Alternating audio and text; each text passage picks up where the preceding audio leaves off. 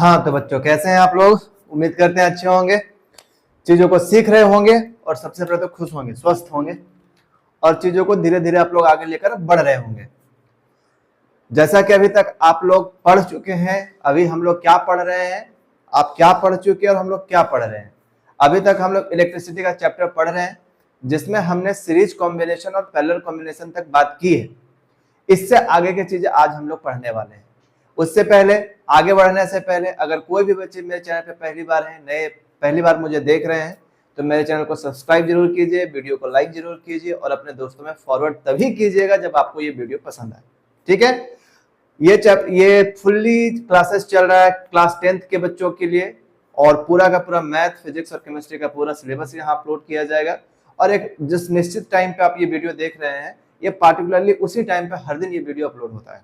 ठीक है, आगे बढ़ने से पहले थोड़ा सा चीजों को समझ लेते हैं कि अभी तक हमने क्या पढ़ा है। अभी तक जो लास्ट क्लास में जो हम लोग पढ़ रहे थे वो था सीरीज कॉम्बिनेशन और पैरेलल कॉम्बिनेशन ऑफ रेसिस्टेंस। मतलब किसी भी रेसिस्टेंस को आप पैरेलली जोड़ रहे हैं या सीरीज में जोड़ रहे हैं, ये इलेक्ट्रिक सर्किट में किस तरीके से आप जोड़े उसके बारे में हमने पढ़ा था।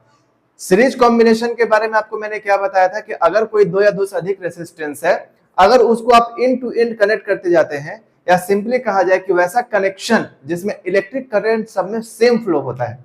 मतलब अगर कोई ऐसा इलेक्ट्रिक सर्किट में कोई भी ऐसा कनेक्शन हो जिसमें करंट सेम फ्लो हो, जैसा कहा गया था, जैसे बताया गया था कि मान लो ऐसे ऐसे एक रेसिस्टेंस है, जा रहा है, ये इंड खत्म हुआ है, अब फिर यहीं से कनेक्ट स्टार्ट हुआ है कनेक्शन,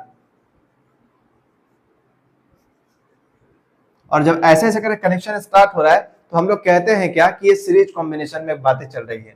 ये सारे बातें किस में चल रही है? ये सारे बातें सीरीज कॉम्बिनेशन में चल रही है। इसी तरीके से हमने पैरेलल कॉम्बिनेशन में कहा था कि पैरेलल कॉम्बिनेशन में क्या होता है कि उसमें करंट सेम नहीं होता है, उसमें पोटेंशियल डिफरेंस सेम होता है, मतलब मिला जुला के जो भी होता है उसमें सारी चीजें। तो हम लोग उसी के बारे में पढ़ रहे थे अभी।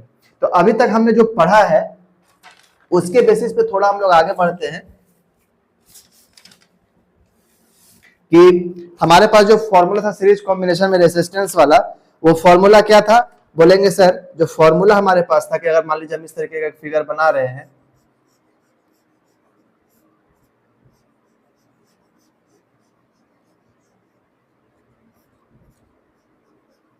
ऐसे मान लीजिए ये R1 है, ये R2 है और हमको R इक्विवेलेंट या R टोटल निकालना है, तो सीधा R1 प्लस R2 कहते हैं, डॉट डॉट डॉट। ये कैसे निकला था? बोलेंगे सर अगर इसको आपको निकालना है तो उसमें तो करंट सेम होता था सर, सब में करंट किसी में तो अलग होता नहीं था। तो जरा आप एक फॉर्मूला देख लो कि कैसे, कि अगर मान लो R इक्विवेलेंट निकालना है तो हम लोग जानते हैं सर कि V बराबर जो फॉर्मूला होता है वो फॉर्मूला होता है I। ठीक है, और उसमें हर एक चीज के लिए पोटेंशियल डिफरेंस अलग अलग था। तो अगर हम यहाँ बात करें इसमें, तो हम लोग ये कह सकते थे सर कि V जो होता है वो V1 plus V2 plus V3 होता है। अगर यहां से हम लोग बात करें V बराबर IR, यहां से इससे, तो अगर हम इसको यहां पुट करते हैं तो क्या होगा? बोलेंगे सर IR, सबसे पहला R इक्विवेलेंट हम लोग लिख सकते हैं कि ये है R इक्विवेलेंट, और V1 में हम लोग लिख सकते हैं क्या, क्योंकि सब में करंट सेम है, तो I R1 plus I R2 plus I R3। और जब I आप कॉमन ले लेंगे तो R निकल के आता है क्या? R1 plus R2 plus R3 dot dot dot. यानी जब अगर इस फॉर्मूला को आप देखते हैं तो अगर हमको कभी भी इक्विवेलेंट रेजिस्टेंस निकालना हो, और ये बहुत ही इंपॉर्टेंट टॉपिक भी है, हम लोग इस पर न्यूमेरिकल सॉल्व भी करेंगे अभी आने वाले क्लासेज में, कि जब आप इस तरीके से आप सॉल्व करते हैं तो आपको एक फॉर्मूला मिलता है सीरीज कॉम्बिनेशन में R इक्विवेलेंट का, जो फॉर्मूला होता है R1 R2 R3। ठीक है, इसी तरीके से जब हम लोग आगे बढ़ते हैं बाबू, आगे बढ़ते हैं तो उसमें एक फॉर्मूला पढ़ते हैं हम लोग, एक फॉर्मूला पढ़ते हैं, उस फॉर्मूले का नाम है, उस फॉर्मूले का नाम है, सॉरी, उस कॉम्बिनेशन का नाम है पैरेलल कॉम्बिनेशन। हाँ, पैरेलल कॉम्बिनेशन। पैरेलल कॉम्बिनेशन में हम लोग क्या करते हैं? तो हम लोग सर पैरेलल कॉम्बिनेशन में हम लोग सीरीज को, जो हम लोग रेसिस्टेंस है या रेसिस्टर जिसको कहते हैं, उसको जिस तरीके से अभी अरेंजमेंट किया गया था वैसे अरेंज नहीं करते हैं हम लोग। उसको अरेंज किस तरीके से करते हैं, इस तरीके से। पैरेलल बोला है तो पैरेलल ही ऐड करेंगे, ठीक है। इसमें क्या होता है, इसमें करंट सेम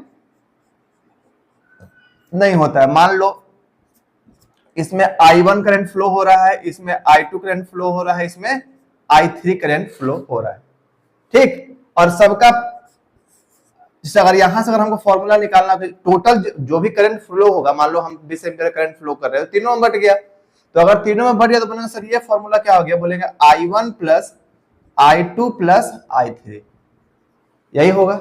I1 I2 यही चीज ना होगा।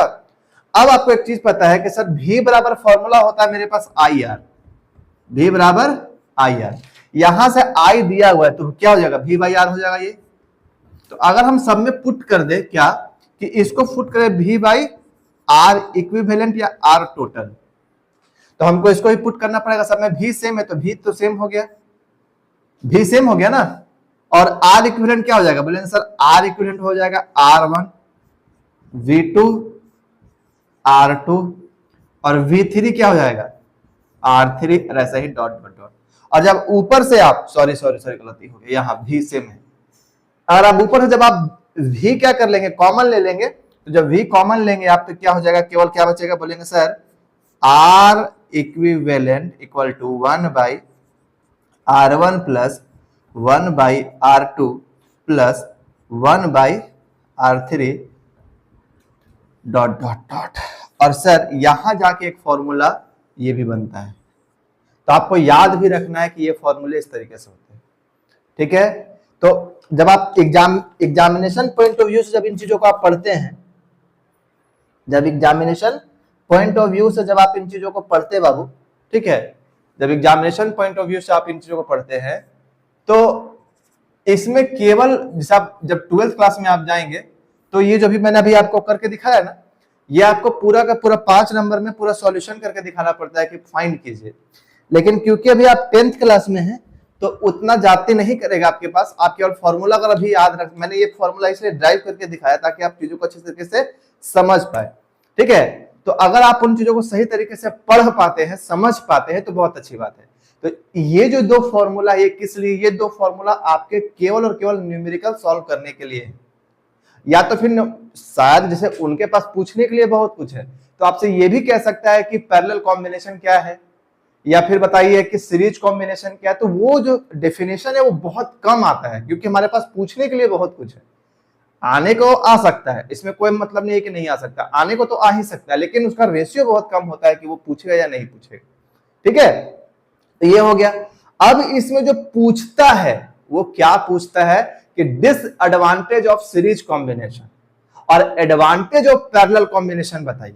देखो यहां पे मैंने सब लिख दिया है, ठीक, आप इस चीज को नोट कर लो, लेकिन मैं आपको समझाता हूं। देखो सबसे पहले डिसएडवांटेज समझो क्या है सीरीज कॉम्बिनेशन का।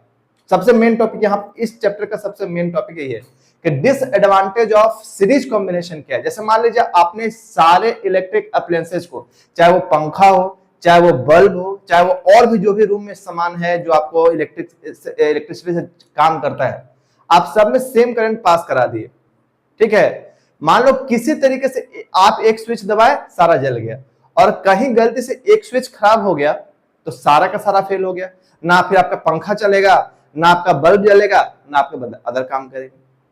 लेकिन अगर वही चीज पैरेलल कॉम्बिनेशन में होगा तो आप देखते होंगे घरों में भी कि स्विच, जब हमको पंखा का काम है तो हम लोग पंखा चला लिए, हम लोग को लाइट का काम है लाइट जला लिए, हम लोग को बाहर वाला लाइट का काम है तो बाहर का लाइट जला लिए, अंदर का काम है तो अंदर का काम।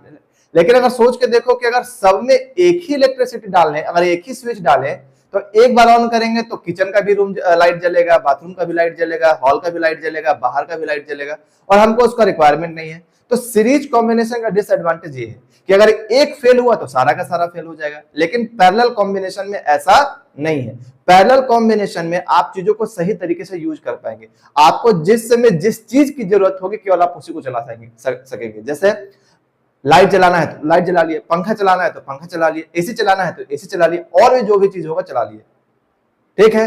दूसरा अंतर क्या है कि जब आप इलेक्ट्रिसिटी फ्लो कराते हैं किसी भी सर्किट में, तो वो तो सेम अमाउंट में। सीरीज कॉम्बिनेशन में क्या होता है, तो बोलेंगे सर सीरीज कॉम्बिनेशन में जो इलेक्ट्रिसिटी होता है वो सारा का सारा सब में सेम फ्लो होता है, अभी मैंने आपको करके दिखाया। लेकिन पैरेलल कॉम्बिनेशन में इलेक्ट्रिसिटी का फ्लो सेम नहीं होता है।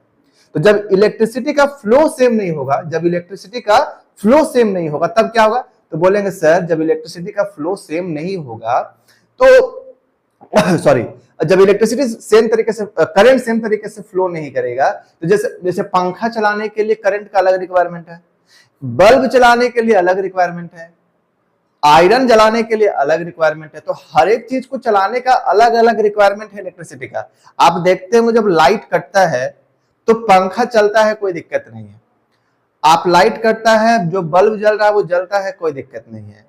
लेकिन जैसे ही लाइट कटता है, अगर आप आयरन जला रहे हैं तो आपका इन्वर्टर फुल्ली ऑन है, फिर भी वो टाय टाय टाय करके बंद हो जाता है, टी टी टी करेगा, बंद हो जाएगा। ऐसा क्यों? क्योंकि उस आयरन को मोर अमाउंट में इलेक्ट्रिसिटी चाहिए, और हमारे इन्वर्टर में उतना इलेक्ट्रिसिटी करंट, उतना करंट नहीं है कि उस आयरन को भी हम सही तरीके से कपड़ा प्रेस कर ले। बात समझ में आया? इसलिए हम लोग कोई भी चीजों को पैरेलल कॉम्बिनेशन में करते हैं ताकि हमको अपने रिक्वायरमेंट के अनुसार हम उन चीजों को चला सके और अपना इलेक्ट्रिसिटी को कंज्यूम कर सके। जैसे जो अभी आप लाइट देख रहे हैं, अगर मुझे पढ़ाना नहीं होता तो मैं एक सिंपल 9 वाट का बल्ब जलाता हूं, 9 वाट का बल्ब जलता है, कहीं कहीं पे 7 वाट का बल्ब जलता है। लेकिन अभी मुझे आपको अपने आप को दिखाने के लिए, ताकि आप चीजों को सही से देख पाए, मुझे देख पाए, काला वाला मैं ना दिखूं, उस तरीके के लिए मैंने अभी रूम में क्या किया है, ये साइड में दो क्या बोलते ट्यूबलाइट लगा हुआ है 25-25 वाट का, 50 वाट इधर हो गया।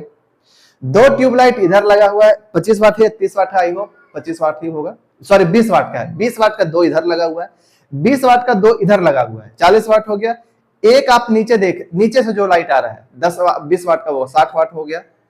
और 4 ट्यूबलाइट ऊपर लगा हुआ है 80 वाट, यानी ये हो गया। और साथ ही साथ 3 बल्ब 9 वाट का एक अलग से जल रहा है, तब जाके मैं आपको यहाँ पे प्रॉपरली सही तरीके से दिख रहा हूं, जो भी बोर्ड में लिखा हुआ है चीजें वो आपको दिखाई दे रही है, ठीक है। और इनका सबका कनेक्शन अलग अलग, यहाँ कनेक्शन अलग है, यहाँ का कनेक्शन अलग है, यहाँ का कनेक्शन अलग है। क्यों? सबको अपना, जैसे अभी 80 वाट यहाँ पे जल रहा है, 80 वाट को जलने के लिए अलग, मतलब क्या करंट का रिक्वायरमेंट है, वही 20 वाट को जलने के लिए अलग करंट का रिक्वायरमेंट है, 9 वाट को जलने के लिए अलग करंट का रिक्वायरमेंट है, पंखा चलने का अलग रिक्वायरमेंट है, एसी चलने का अलग रिक्वायरमेंट है। तो इसी कारण जब हम लोग पैरेलली जब हम लोग कंबाइन करते हैं तो हम उन चीजों को, अपने इलेक्ट्रिक करंट को या पोटेंशियल डिफरेंस को मैनेज कर पाते हैं। बात समझ में आ गया? तो आपसे जब पूछा जाए, ऐसे तो यहाँ लिखा हुआ है आप तो देख ही रहे होंगे, जैसे आपसे पूछा जाए कि डिसएडवांटेज, तो यही है क्या कि अगर कोई एक डिवाइस फेल होता है तो पूरा का पूरा फेल हो जाता है, ठीक है, कोई काम नहीं करेगा। सबके लिए अलग अलग करंट का रिक्वायरमेंट होता है, पैरेलल कॉम्बिनेशन में सब में अलग अलग करंट फ्लो होता है, और वैसे सब में सेम अमाउंट में इलेक्ट्रिसिटी फ्लो होता है। सब में अगर 5 ज्यादा 20 एम्पियर का करंट चाहिए तो अब सब में, किसी में 2 एम्पियर का करंट होता है, किसी के लिए 5 चाहिए, किसी के लिए 9 चाहिए, अब सब में सेम अमाउंट में करंट फ्लो हो रहा है, तो उसको भी वही भी, उसको भी वही भी। क्लियर है? बात समझ में आ गया? डिसएडवांटेज समझ में आ गया? ठीक है, देखो मैं जो आपको पढ़ाता जा रहा हूं, कुछ कुछ टॉपिक बीच में छूट भी रहा है, ठीक है ना, जो एग्जाम के पॉइंट ऑफ व्यू से उतना इंपॉर्टेंट नहीं, लेकिन फिर से बोल रहे हैं, हम लोग सिलेबस पढ़ रहे हैं, तो जब हम लोग सिलेबस पढ़े तो हम लोग कोई भी चीज को छोड़ेंगे नहीं। तो जब चैप्टर हमारा खत्म हो जाएगा तो जो जो टॉपिक्स को मैंने छोड़ा है, छोटा छोटा टॉपिक है, उन चीजों को फिर एक एक्स्ट्रा अलग से क्लास लेके केवल उन चीजों के बारे में बता दिया जाएगा। क्लियर है? बात समझ में आ गया? अब आज हम लोग यहीं तक रहने देते हैं फिलहाल, ठीक है ना। इसके बाद यहां से हम लोग स्टार्ट करेंगे आगे इन पे सीरीज कॉम्बिनेशन पे और पैरेलल कॉम्बिनेशन पे बनने वाले न्यूमेरिकल्स, जो कि आपके एग्जाम्स के लिए बहुत इंपॉर्टेंट है।